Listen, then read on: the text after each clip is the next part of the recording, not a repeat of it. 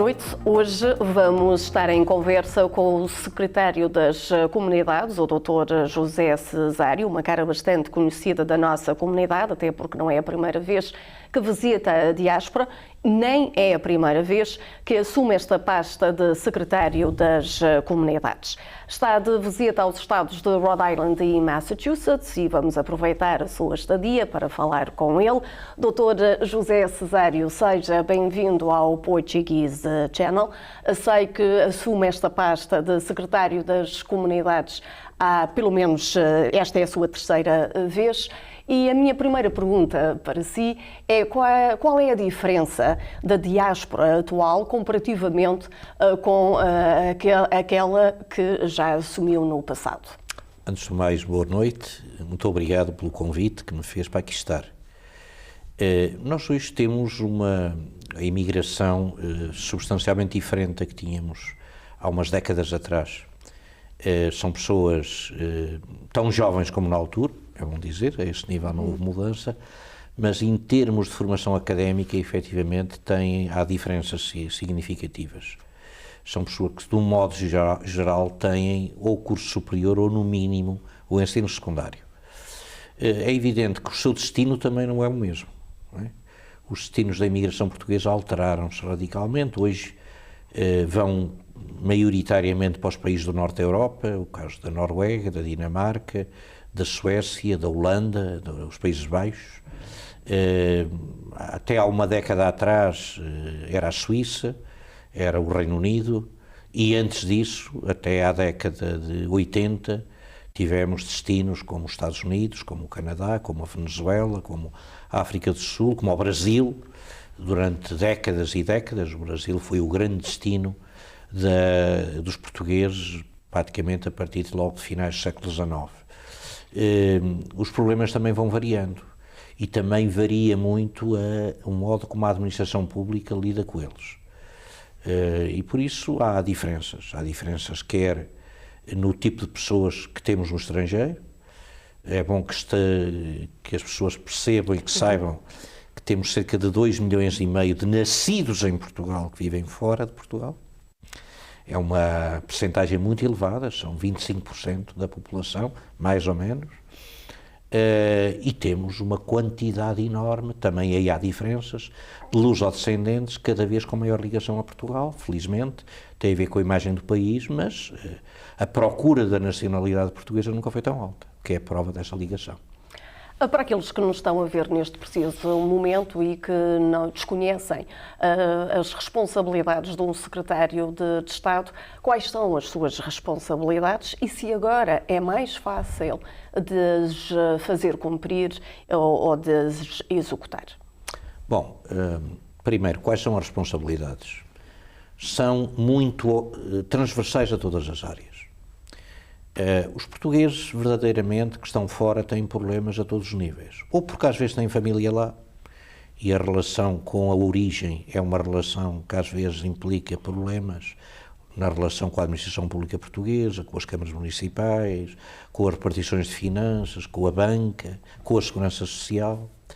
Ou porque são pessoas que têm interesses lá de vários tipos, e também aí há problemáticas, que têm de ser acompanhadas. Efetivamente, eu acabo por ter permanentemente necessidade de ter preocupações. Olha, com o português que viaja e que tem um problema algures, desde a perda de documentos até o assalto, até ao acidente, até o português que está fora de Portugal há 30, 40, 50 anos e que tem problemas de pobreza, por exemplo, ou que tem dificuldades, por exemplo, no acesso à administração pública portuguesa, normalmente através dos consulados. Há as questões da língua e da cultura, que são questões muito presentes. As questões das associações, nós ainda temos hoje muitas associações, são muitas centenas que temos pelo mundo fora, que são uma extensão de Portugal. Elas, de alguma forma, divulgam Portugal de uma forma muito evidente, muito importante para todos nós. A relação com esse universo é uma relação que também implica muito trabalho. Por exemplo, neste momento estou muito empenhado em levar a efeito um conjunto de cursos de formação para os dirigentes associativos, para aumentar o conhecimento deles relativamente à realidade portuguesa e para os pôr a trabalhar em rede. Vamos fazer o terceiro curso desta nova passagem pelo Governo. Já fizemos isto no passado, com sucesso relativo pelo menos. Agora estamos a dar continuidade a este programa, vamos fazer a terceira edição já. Portanto, há um conjunto de matérias, olha, a relação com a comunicação social, esta é a verdade, onde também há problemáticas muito específicas. A comunicação social das comunidades desempenha um papel muito importante de divulgação de informação, de formação também, até da em termos própria culturais, preservação da língua portuguesa também. a língua, portanto, há um conjunto, e esses órgãos têm problemas muito específicos, não é? No verão passado, antes do verão passado, realizámos um concurso exatamente para apoio destes órgãos. Espero que no futuro consigamos melhorar as condições em que estes concursos se realizam, pelo menos a parte burocrática, que ainda é um bocadinho complexa, mas já a esse nível já estamos a fazer coisas. Portanto, há um leque de problemas, de facto, muito diversificados, que nos levam a ter uma atividade praticamente em todas as áreas. Portanto, essa é a minha missão, a nível do Governo.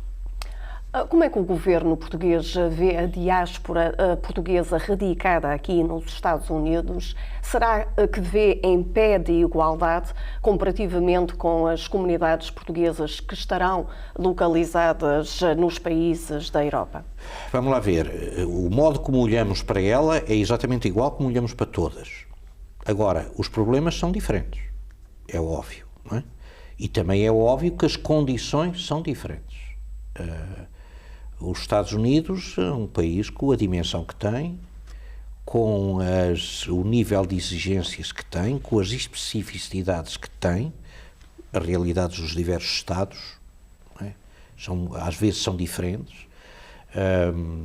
As comunidades dentro dos Estados Unidos também não são exatamente iguais, são diferenciadas. Agora, a verdade é esta, quer dizer, os Estados Unidos são um dos nossos primeiros parceiros. Também a comunidade de cá é uma comunidade que tem, naturalmente, uma importância correspondente. Por exemplo, o modo como nós olhamos para os nossos eleitos, luso-eleitos, nos Estados Unidos, ou no Canadá, se quiser, naturalmente, muito específico, é muito especial, porque são pessoas que estão junto do país que é o país mais importante do mundo em termos políticos e até em termos económicos. Esta é que é a realidade. Tudo isso, naturalmente, leva a que haja uma atenção muito específica.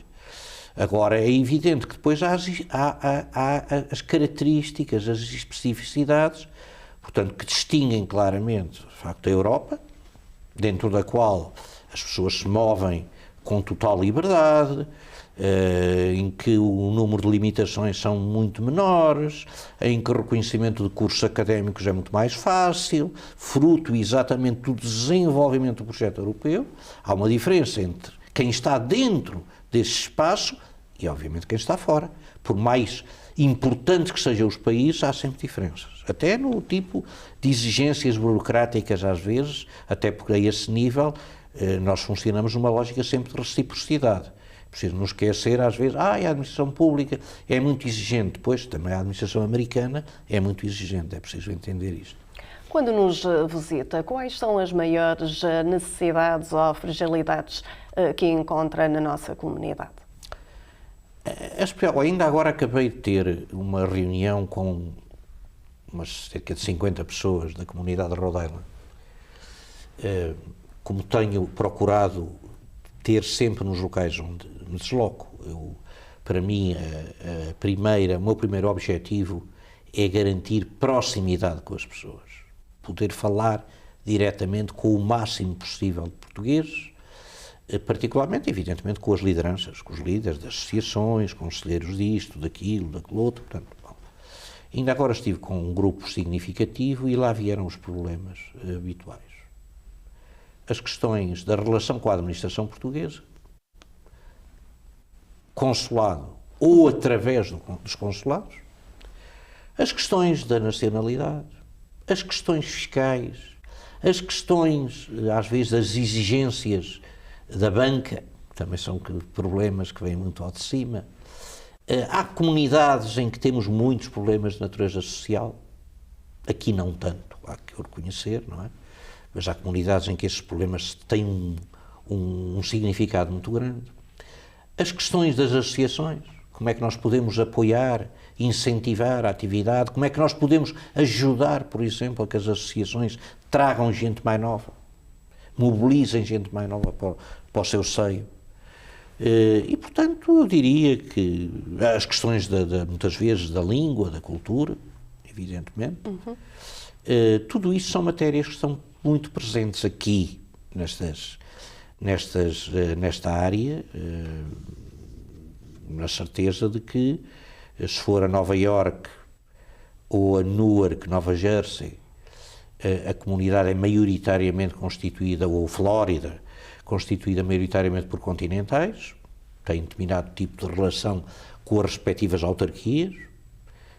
Aqui, na Califórnia, estamos a falar de uma maioria de portugueses originários, ou descendentes de originários dos Açores, têm uma relação que muitas vezes é feita através do governo regional, não tanto através especificamente das autarquias, mas mais através do governo regional. Portanto, isto também dá determinadas características, mas, de um modo geral, as questões são estas que eu lhe referi. Quais são os planos do governo português para o investimento nos serviços consulares? Principalmente durante a pandemia, a comunidade portuguesa sofreu imenso com a falta de comunicação aos serviços consulares. Isso já foi melhorado. Também nós sabemos que o mundo está virado para a internet, mas não podemos esquecer aquelas pessoas, os idosos, os portugueses idosos que ainda vivem cá e que têm mais dificuldades em acessar a essas plataformas digitais. Quais são os investimentos para os serviços consulares e se o Governo tem em mente essa população idosa? Disse aí uma coisa que é muito evidente. A pandemia, de facto, trouxe problemas, ou agudizou alguns problemas. Os efeitos não estão totalmente ultrapassados. É bom que isto fique claro. Não tanto nos serviços consulares. Aí conseguimos já mais ou menos superar esses efeitos. Mas, por exemplo, no chamado back-office dos serviços consulares. Por exemplo, processos de nacionalidade, integração de registros de nascimento estão atrasadíssimos. E tudo vem exatamente desse período. Não é um serviço que seja gerido por nós, é gerido pelo Ministério da Justiça, Instituto de Registro Notariado, Conservatório de Registros Centrais, mas a verdade é que é um problema que nos vai parar às mãos, porque somos nós que estamos na relação direta com as pessoas. E, de facto, aí não está ultrapassado. Agora, verdadeiramente, nos consulados, conseguimos começar a superar essa realidade, em parte está, varia muito também de posto para posto. O que é que nós já fizemos nestes 7 meses? Bom, para já, contratámos um conjunto significativo de funcionários. No total, estamos a terminar a contratação, no total vão ser cerca de 170. É a maior contratação de sempre feita para a rede. Quer uma parte deles ficarão em Lisboa e deslocar-se-ão, sobretudo para a área dos vistos, outros já localmente. Estive agora em Providence, por exemplo, temos já um funcionário novo, Toronto, 3 funcionários novos, portanto há vários casos. New Bedford está neste momento, tem a sua situação mais ou menos controlada, tem também já gente nova. De um modo geral temos gente nova em todo lado, já substituímos os computadores pessoais de todos os funcionários da rede. Já tomámos a decisão, já estamos a trabalhar sobre uma medida que vai ser importantíssima para os portugueses.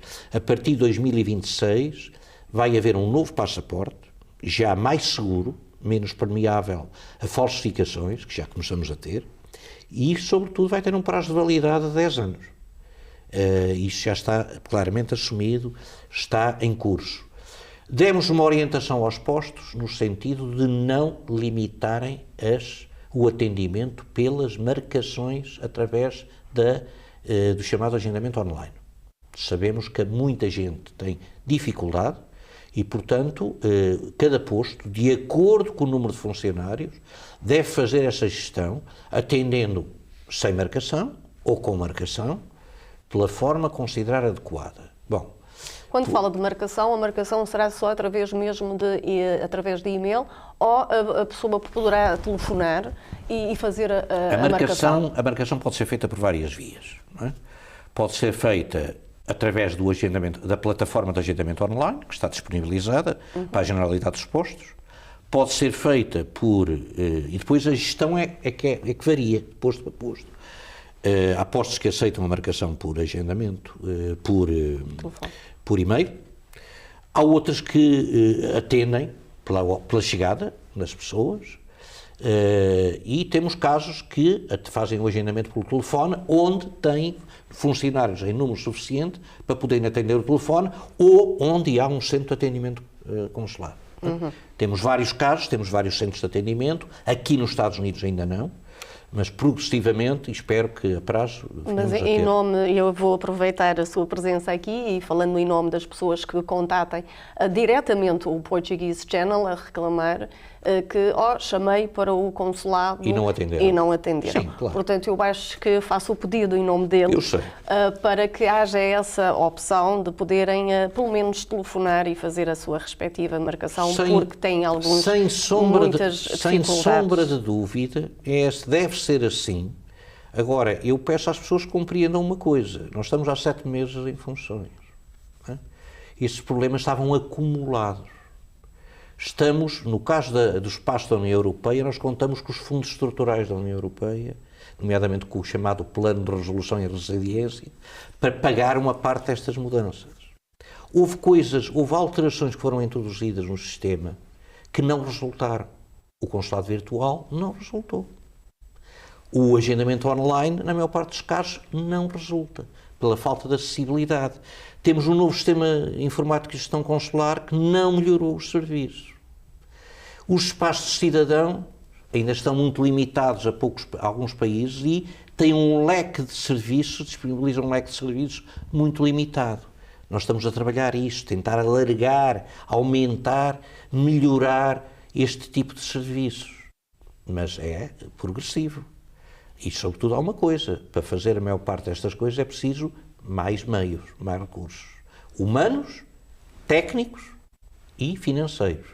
Portanto, temos estado a aumentar esses meios, repito, mais funcionários, mais computadores. Vamos ter de mudar todo o sistema de máquinas de recolha de dados biométricos. A maior parte deles já estão descontinuados. Já não há forma de os substituir. Vamos ter de mudar o sistema. Este trabalho não foi iniciado. Não tinha sido iniciado. Foi iniciado agora. Estamos neste momento a fazer os ensaios, os testes para este novo sistema. Há um prazo? Eu diria que há prioridades? Há uma lista de prioridades, de objetivos? Primeiríssima prioridade é a questão do agendamento. Esta é a primeira prioridade. Se não resolvermos o problema do agendamento, as pessoas não conseguem aceder ao posto. Não é? E depois, ou ficam indocumentadas, se não forem a Portugal, ou vão fazer os documentos em Portugal, os que lá forem. E ao fazerem os documentos em Portugal, muitas vezes ficam em situações irregulares, porque introduzem nos documentos moradas que não são as moradas reais. Muitas vezes põem as moradas de lá, e depois ficam ilegais, ficam irregulares. Portanto, tudo isto tem de ser tratado de uma forma atenta, mas, sobretudo, uma forma séria. Não é? Não podemos dizer às pessoas, como já se disse no passado, isto dentro de uns anos resolve-se tudo através do telemóvel, do smartphone. Não é verdade. Não é verdade. Mesmo com o desenvolvimento tecnológico, mesmo nós na era do digital, a verdade é que nós sabemos que não é assim. E não é assim em Portugal como não é assim em nenhum país do mundo. Vamos ser realistas. Tenho muita fé, por exemplo, nas potencialidades da chave móvel digital. Vai nos permitir, no futuro, alargar o leque de serviços que prestamos na área virtual, através do chamado consulado virtual, mas eu sei que há muita gente que tem dificuldades a lidar com a chave móvel. Há países, por exemplo, em que os operadores de telecomunicações não permitem que o sistema, que a nossa AMA, que faz a gestão da chave móvel, o POP IRN, envia as mensagens. As pessoas não recebem as mensagens com os códigos para poderem fazer a respectiva ativação do serviço. Temos tido esse problema em vários países e nem é só fora da Europa. É verdade que fora da Europa ele existe, mas existe no Reino Unido, já aconteceu na Alemanha, bem recentemente. Portanto, estamos a lidar com isso. Repito, o sistema está a melhorar. Tenho muitos postos, eu avalio claramente a prestação dos postos consulares pela Receita. É assim, não há outra forma. A Receita diz-nos se estamos a trabalhar mais ou a trabalhar menos. De um modo geral, estamos a trabalhar muito mais do que estávamos a trabalhar há um ano atrás, ou há 2, ou há 3, mas eu sei que aquilo que me diz é a verdade. Há pessoas que ainda não conseguem aceder. Exato, e essas pessoas em particular, como elas já dependem tanto dos filhos, porque estão num país em que se fala outra língua, sentem que têm a sua independência, a sua autonomia para falar de assuntos em língua, na sua língua, em português. E quando querem entrar em contato com o posto consular e é impossível, ficam, na verdade, altamente sem frustradas. Sombra de dúvida, sem sombra de dúvida. O que diz é a verdade nua e crua. Repito, o primeiro problema com que nós estamos a lidar chama-se agendamento da ida ao consulado. Há algum investimento ou algum projeto em andamento ou em planeamento do governo português para o ensino português na diáspora?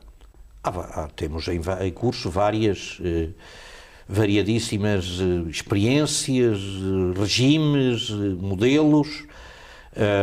É um sistema que está fundamentalmente centrado mais na Europa. Fora da Europa funciona com uma lógica já de apoio às associações, ao ensino integrado em alguns estados, no caso de Massachusetts, por exemplo.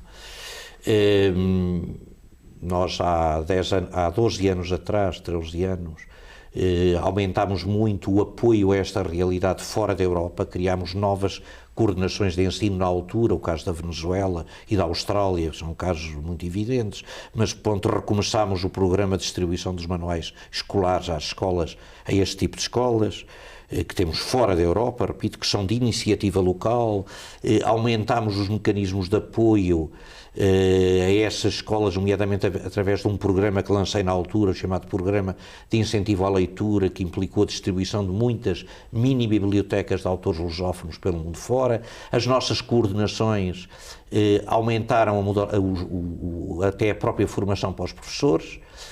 Na Europa é diferente, temos professores da própria rede, da nossa rede que nós gerimos. Temos algumas dificuldades.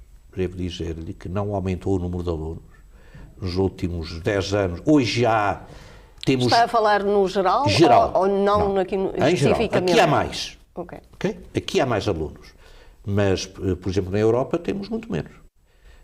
Há menos... Quando iniciei funções há 7 meses, no ano letivo de 2023-2024, tínhamos menos 10 mil alunos do que no ano letivo 2013-2014. 10 anos de diferença. Okay? Já recuperámos 2.500 desses 10 mil, mas estamos muito aquém daquilo, até da nossa capacidade formativa. Estamos a desenvolver experiências de ensino à distância, novas, particularmente em França e também já na Suíça. Vamos reformular os horários, vamos tentar olhar para os países da nova imigração. Já conseguimos identificar umas centenas de alunos, por exemplo, nos Emirados, onde temos uma nova imigração extremamente numerosa. E aqui vamos continuar a apoiar estas experiências de ensino integrado, que são muito importantes. Amanhã irei a Hudson, que é exatamente um dos locais em que há mais casos destes, de alunos de português integrados no sistema local, professores contratados pelo próprio Estado, neste caso, e vamos continuar a tentar apoiar o ensino associativo, embora consciente das dificuldades das associações a este nível. Sei que há outras cidades que estão interessadas em introduzir o português nos currículos locais. Atenção, da mesma forma que Portugal paga os professores de inglês, de francês, de espanhol, de alemão e de muitas, até de chinês. Já está em planeamento a simplificação do processo de apoios aos órgãos de comunicação social, particularmente aqueles que estão 24 horas no ar? Está em curso, está quase finalizado o regulamento, as alterações, o novo regulamento desses apoios. Nós realizámos o último concurso antes do verão, como eu já disse.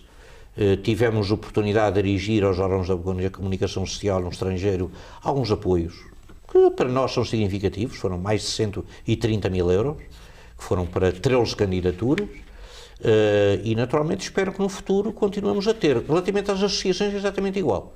Estamos a finalizar as alterações ao regime. Este último concurso em que nós, desta vez é evidente, que foi a nossa responsabilidade, mobilizou mais de 1 milhão de euros, 1 milhão e 80 mil euros para estas associações. Como lhe disse há pouco, temos os novos cursos de formação já em realização. Por essa via vamos criar redes. No final desta legislatura, se tivermos 4 anos a governar, nós vamos ter mais de 600 dirigentes associativos que irão a Portugal receber esta informação e que vão mudar radicalmente a panorâmica do movimento associativo no estrangeiro e, portanto, espero que venhamos a ter alguns resultados de tudo isto. Estamos praticamente no fim desta nossa conversa. Há uma viagem, uma conversa, um encontro que o tenha marcado como secretário das comunidades? Muitas? Várias vezes. Olha, quando eu chego à Venezuela, por exemplo, e como já me aconteceu algumas vezes, ver homens de 70 e 80 anos a chorar à minha frente porque não conseguem dar de comer aos filhos e perderam tudo, isso faz-me recordar o que nós passámos, por exemplo, quando viemos das nossas antigas colónias em 1974 e 75. E esses momentos são momentos que nos marcam. Como me marca muito aquelas situações, como referiu há bocadinho, da pessoa que vem ter comigo e me diz: olha, eu tenho urgência, preciso de viajar, não tenho passaporte. Na semana passada, por exemplo, foi-me transmitida uma situação, nós temos 2.000 portugueses no Curaçao, 600 em Aruba, Caraíbas, não temos representação diplomática, há 2 anos que não há permanências consulares lá, há mais de 2 anos, as pessoas estão indocumentadas, não têm mais nenhum passaporte, não podem sair das ilhas. Isto são coisas que nos marcam permanentemente, nós temos de fazer qualquer coisa para resolver estes problemas, temos de lutar às vezes contra a inércia da administração, que é o maior problema que temos, vamos ser francos. O maior problema não se pense que são as próprias questões, são os próprios problemas, não. O maior problema chama-se administração. Proatividade, capacidade de inovar, capacidade de mudar. Isto muitas vezes não existe. E, portanto, nós próprios temos de induzir a administração a fazer as mudanças. E é difícil. Há rotinas que são muito difíceis de alterar. E, portanto, nós temos de ir ajustando as coisas. Por exemplo, como é que nós trabalhamos, como é que fazemos as mudanças nos consulados? É na relação direta com cada um, percebendo as especificidades, onde é que há postos em que os funcionários adoecem mais, em que há menos motivação, em que às vezes não há espírito da equipa, ou aqueles em que há, em que nós sabemos que a resposta é mais rápida. Uma orientação geral que nós temos foi talvez a maior mudança que fizemos na rede consular de sempre, foi as novas permanências consulares, o levar o consulado até às comunidades mais distantes. Começámos isso em finais de 2011, mas eu sei que isto só resulta onde os funcionários estão mobilizados, onde os chefes conseguem criar espírito de equipa. Ora bem, isto não se faz uniformemente a partir de Lisboa para a rede toda e se faz um despacho a dizer agora devem fazer todos assim. Nós sabemos que há locais em que isso não acontece. E, portanto, eu tenho lá a ir, tenho de trabalhar com esta administração de maneira a irmos melhorando a forma dela funcionar e, portanto, estes são os problemas. Para fechar, Sr. Secretário, uma mensagem dirigida lá a quem nos está a ver em casa.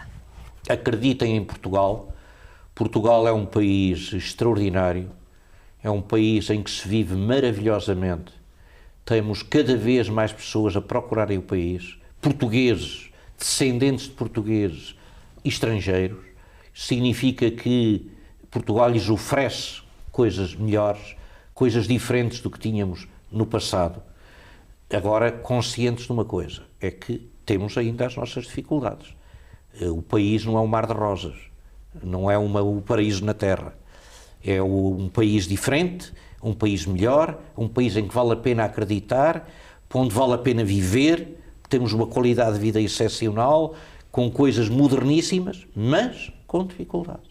Ainda com muita burocracia, com muitos formalismos, que evidentemente iremos superando.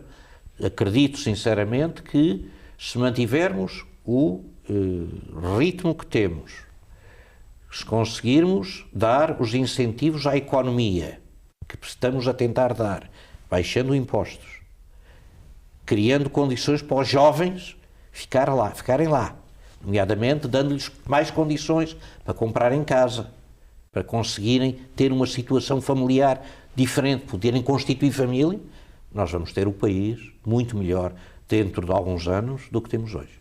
Muito obrigada.